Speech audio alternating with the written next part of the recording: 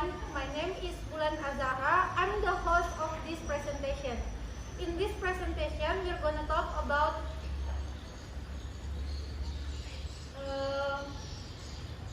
korupsi di sektor publik. So the members of our group are Muhammad Rafli, Omega Welly, Elsa Patricia.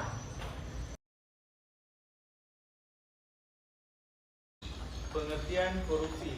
Korupsi merupakan bagian dari kecurangan. Korupsi terjadi di seluruh dunia, bahkan di Indonesia. Sudah terjadi sejak dahulu. Tindakan korupsi yang sering terjadi seperti penyalahgunaan kekuasaan, kasus penyuapan atau gratifikasi, pungutan liar, pemberian uang pelicin untuk proyek-proyek tertentu sebagai bagian dari kolusi dan nepotisme, penyalahgunaan aset, dana atau anggaran pemerintah daerah maupun negara.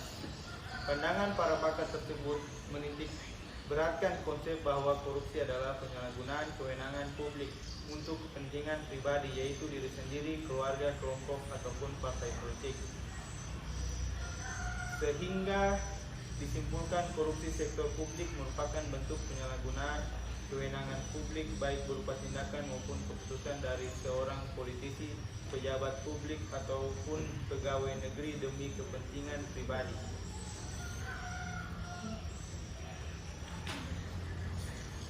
Penyebab terjadinya korupsi di sektor publik. Tingginya kasus korupsi yang terjadi ditenggarai karena penyimpangan pelayanan publik kepada masyarakat tanpa menerapkan standar pelayanan yang seharusnya. Jenis penyimpangan pelayanan publik yang sering terjadi adalah tidak memberikan pelayanan dan penundaan berlarut, penyimpangan prosedur berpihak, penyalahgunaan wewenang, permintaan uang, barang, jasa, dan diskriminasi. Standar pelayanan publik tidak hanya meliputi dasar hukum, persyaratan, sistem, mekanisme, dan prosedur jangka waktu penyelesaian. Rendahnya kepatuhan dan implementasi standar pelayanan mengakibatkan berbagai jenis maladministrasi atau ketidakjelasan prosedur. Hal ini akan mengakibatkan ekonomi biaya tinggi dan hambatan pertumbuhan investasi secara kepercayaan publik terhadap aparatur dan pemerintah Indonesia. Dampak korupsi di sektor publik. Jika korupsi dalam suatu masyarakat telah merajalela dan menjadi makanan setiap hari, maka akibatnya akan menjadikan masyarakat tersebut sebagai masyarakat yang kacau. Tidak ada sistem sosial yang dapat berlaku dengan baik. Setiap individu dalam masyarakat hanya akan mementingkan dirinya sendiri. Tidak ada kerjasama dan persaudaraan yang tulus. Korupsi dapat berpengaruh negatif terhadap rasa keadilan sosial dan kesejahteraan sosial. Korupsi dapat mempersulit pembangunan ekonomi dengan membuat ketidakefisienan yang tinggi ongkos dalam sektor privat. Korupsi meningkatkan ongkos niaga karena kerugian dari pembayaran legal. Korupsi menyebabkan inflasi ongkos niaga yang menghasilkan lapangan perniagaan. Perusahaan yang memiliki potensi dilindungi dari persaingan dan hak mempertahankan perusahaan-perusahaan yang efisien.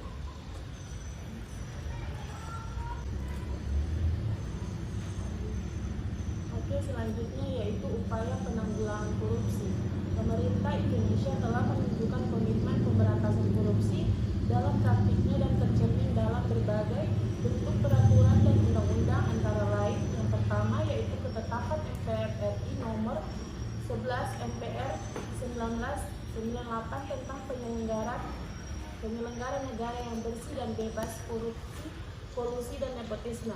Yang kedua yaitu Undang-Undang nomor 28 tahun 1999 tentang penyelenggaraan negara yang bersih dan bebas dari korupsi, kolusi, dan nepotisme. Yang ketiga yaitu Undang-Undang nomor 31 tahun 1999 tentang pemberantasan tindak pidana korupsi, dan selanjutnya disempurnakan dengan Undang-Undang nomor 20 tahun 2001, Undang-Undang nomor 20 tahun 2001 tentang perubahan atas Undang-Undang 31 tahun 1999 tentang pemberantasan tindak korupsi. Yang selanjutnya yaitu Undang-Undang Nomor 15 Tahun 2002 tentang tindak pidana pencucian uang. Yang terakhir yaitu Keputusan Presiden Republik Indonesia tahun nomor 127 tahun 1999 tentang pembentukan Komisi Pemeriksa Kekayaan Penyelenggara Negara dan Sekretariat Jenderal Komisi Pemeriksaan Kekayaan Penyelenggara Negara. Dalam upaya memerangi tindak pidana korupsi, ada 3 aspek penting yang perlu dipertimbangkan, yaitu yang pertama, upaya preventif, yaitu upaya mencegah korupsi dengan tujuan menghilangkan atau mengurangi faktor-faktor yang menyebabkan terjadinya korupsi dengan cara menetapkan undang-undang untuk mengurangi peluang korupsi. Yang kedua yaitu upaya detektif, yaitu upaya mengidentifikasi dan menindak tindakan pidana korupsi secara tepat, akurat dan hemat biaya dengan cara memperbaiki sistem serta menindaklanjuti panduan yang diajukan oleh masyarakat. Selanjutnya yaitu upaya represif, yaitu upaya untuk segera, akurat dan murah menangani semua tindakan korupsi yang terdeteksi sehingga pelakunya dapat segera diberi sanksi dalam bentuk sesuai dengan undang-undang dan peraturan terkait dengan cara membentuk lembaga atau komite anti korupsi.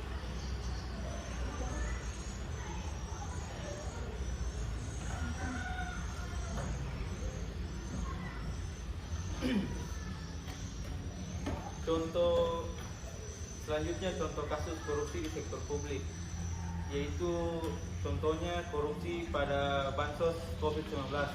Pada 6 Desember 2020 KPK menetapkan mantan Menteri Sosial Juliari Batubara sebagai tersangka kasus dugaan suap bantuan sosial penanganan pandemi COVID-19 untuk wilayah Jabodetabek tahun 2020. Penetapan tersangka Juliari saat itu merupakan tindak lanjut atas operasi tangkap tangan yang dilakukan KPK pada Jumat 5 Desember 2020. Usai ditetapkan sebagai tersangka pada malam harinya, Juliari menyerahkan diri ke KPK. Selain Juliari, KPK juga menetapkan Mateus Joko Santoso, Adi Wahyono, dan Ardian IM sebagai tersangka selaku pemberi suap. Menurut KPK, kasus ini bermula dari adanya program pengadaan bansos penanganan COVID-19 berupa paket sembako di Kemensos tahun 2020 dengan nilai sekitar 5,9 triliun rupiah dengan total 272 kontrak dan dilaksanakan dengan 2 periode. Juliari sebagai Menteri Sosial saat itu menunjuk Mateus dan Adi sebagai pejabat pembuat komitmen atau PPK dalam pelaksanaan proyek tersebut dengan cara penunjukan langsung para rekanan dan diduga disepakati ditetapkan adanya fee dari tiap-tiap paket pekerjaan yang harus disetorkan para rekanan kepada Kemensos melalui Mateus. Untuk setiap paket bansos, fee yang disepakati oleh Mateus dan Adi sebesar 10.000 per paket sembako dari nilai 300.000 per paket bansos.